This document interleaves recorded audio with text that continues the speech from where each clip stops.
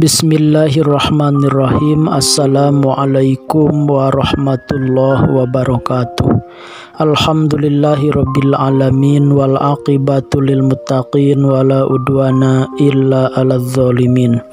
Wassalatu wassalamu ala asyrafil anbiya'i wal mursalin wa ala alihi wassahbihi ajmain, amma ba'd. Puji syukur terpanjat kepada Allah, kita masih diberi umur, masih diberi sehat, dan masih diberi waktu luang. Mudah-mudahan jadi amal soleh bagi saya yang menyampaikannya, juga bagi ibu bapak muslimin muslimat yang berkenan mendengar asupan ilmu. Mudah-mudahan jadi amal kita termasuk yang tolabul ilmi, amin ya rabbal alamin. Saya akan menyampaikan tema 7 amalan sederhana yang akan berbuah surga. Sahabat-sahabat sekalian, sebagaimana maklum adanya di hadis yang masyhur bahwa ketika kita sudah meninggal dunia, putus semua amal kita. Tidak ada lagi tahajud, tidak ada lagi tilawah, tidak ada lagi zikir, tidak ada lagi sedekah, tidak ada lagi amal-amal ibadah. Terputus titik sampai di situ, tidak akan lagi bertambah amal, tidak akan lagi berkurang amal. Titik sampai di situ. Tetapi ternyata ada amalan-amalan yang akan terus mengalirkan pahala ke alam barzah kita. Salah satunya sedekah jariyah, ilmu yang bermanfaat, dan anak yang soleh. Idza matabnu adam in qata amaluhu illa min thalathin shadaqatin jariyatin aw ilmin yuntaba'u bihi wa waladin sholihin yad'ulah. Ya, ketika anak Adam meninggal, putus semua amalnya kecuali ya sedekah jariyah, ilmu yang bermanfaat, dan anak yang soleh mendoakan. Ada 7 amalan sederhana yang akan mengalirkan pahala dan berbuah surga. Mana saja, dan sepertinya insya Allah kita semua bisa melakukan. Yang pertama, coba belilah sarung atau mukena, lalu sedekahkan ke masjid. Dan di masjid itu ada orang yang akan memakai sarung itu, ada orang yang akan memakai mukena itu. Maka selama orang itu sholat, maka pahala sholatnya, pahala zikirnya, ruku sujudnya akan terus mengalir ke kita tanpa sedikit pun mengurangi pahala orang yang melaksanakan sholat tadi. Itu yang dinamakan sedekah jariyah atau wakaf. Mukena, sarung nggak seberapa kok. Mukena yang 50.000 juga masih ada ya. Sarung yang 50.000 juga masih ada. Maka itu amalan sederhana tapi luar biasa, akan berbuah pahala bagi kita. Yang nomor kedua adalah berikanlah sumbangan kepada masjid. Ya, masjid atau madrasah atau pesantren yang sedang direnovasi atau sedang membangun.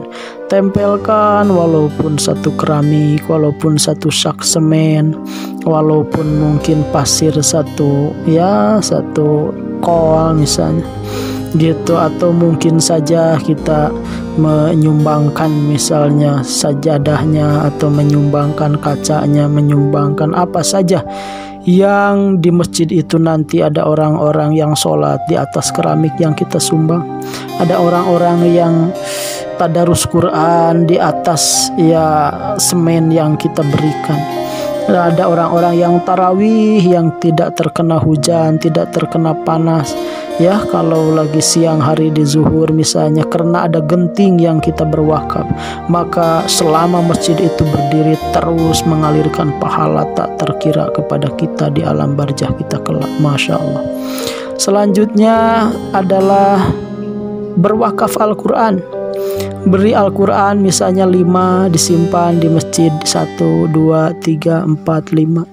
Maka ketika ada mungkin muazin, mungkin imam, pak ustadz, atau mungkin jemaah yang sesudah sholat 5 waktu ngambil Quran dan tadarus, maka pahala pun mengalir kepada kita karena kita yang memfasilitasi Qurannya.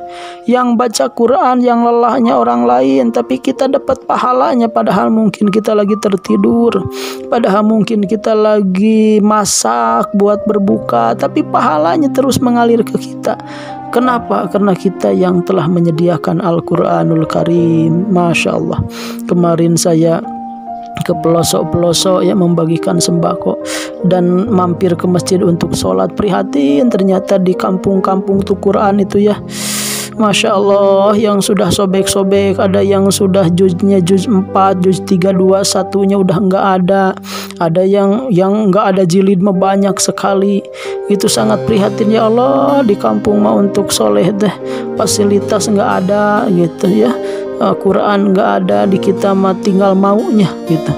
Maka sahabat-sahabat sekalian, wakaf Quran gitu, kalau tidak salah hanya 50.000 ya satu Al-Quran gitu. Tetapi ketika ada orang yang membacanya, maka mengalir pahala kepada kita, yang padahal mungkin kita lagi tidur, kita lagi masak, mungkin kita lagi belanja, tapi pahalanya mengalir kepada kita. Masya Allah.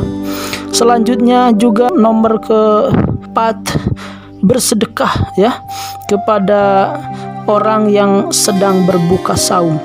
Jadi ada orang yang saum, selanjutnya kita mengirimkan kurma, maka kurma yang dimakan oleh orang yang saum itu, maka pahala orang yang memakan kurma itu, pahala saumnya itu mengalir ke kita, ditransfer ke kita dengan tidak mengurangi pahala orang yang saum itu sendiri gitu. Misalnya ya tiap hari ngirim kurma atau ngirim gorengan ke masjid ya, mungkin untuk ya kita di rumah kan enak tinggal makan, tapi ada di masjid yang memikirkan kita, yaitu menunggu adzan, memberitahu gitu sebentar lagi untuk berbuka gitu.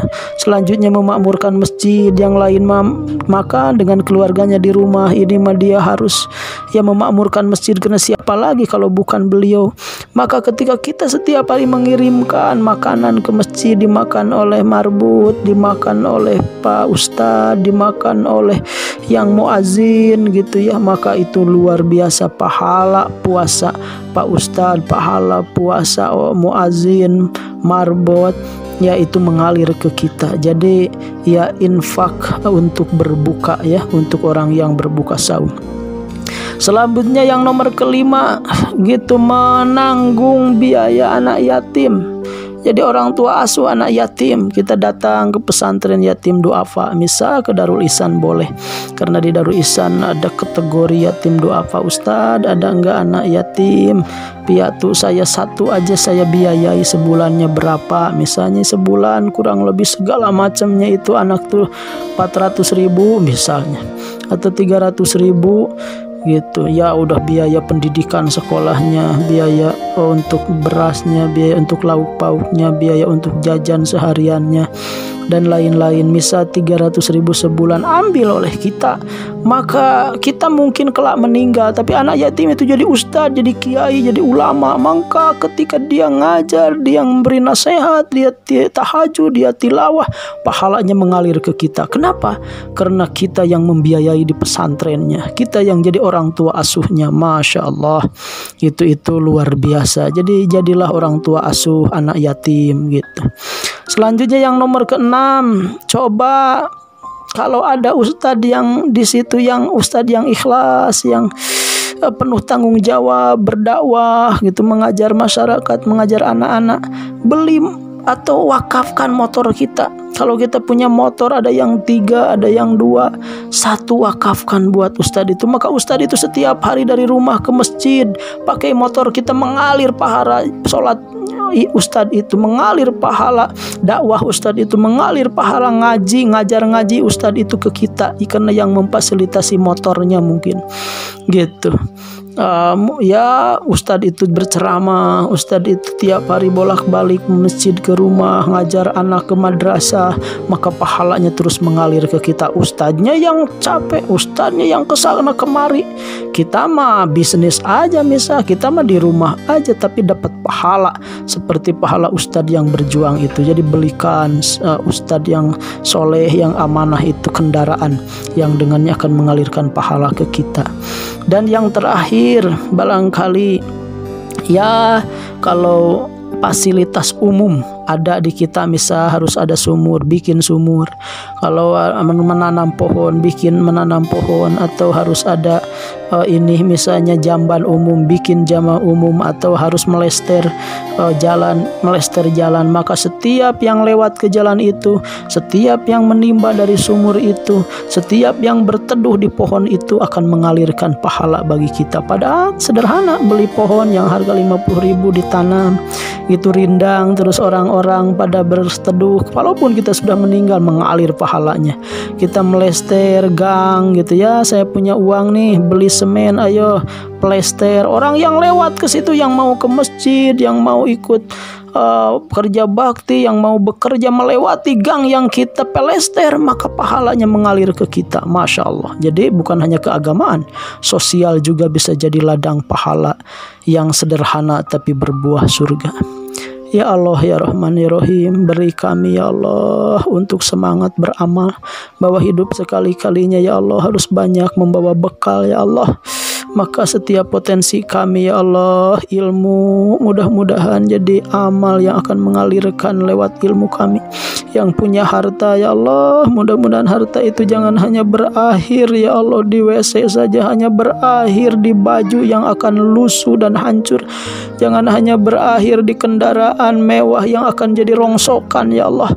Tapi ya Allah, ada harta yang akan kami bawa pulang berbekal ya Allah, dengan amal jariah, dengan wakaf, dengan membeli sajadah, membeli mukena, dengan membiayai anak yatim dan lain sebagainya. Ya Allah ya Rahman ya Rahim, beri kami hidayah untuk terus beramal ya Allah, dan beri kami kemudahan dalam harta dunia, karena dengan harta itu kami bisa banyak lagi menebar kemanfaatan kepada sesama. Ya Allah, husnul khotimahkan kami. Allahumma ja'al akhira kalamina fid dunya qawla la ilaha illallah Muhammadur Rasulullah. Ya Allah, jadikan akhir ucapan kami keluar dari dunia fana ini adalah la ilaha illallah Muhammadur Rasulullah. Subhana rabbika rabbil izzati amma yasifun wa salamun alal mursalin walhamdulillahi rabbil alamin. Terima kasih. Akhirul kalam. Assalamualaikum warahmatullahi wabarakatuh.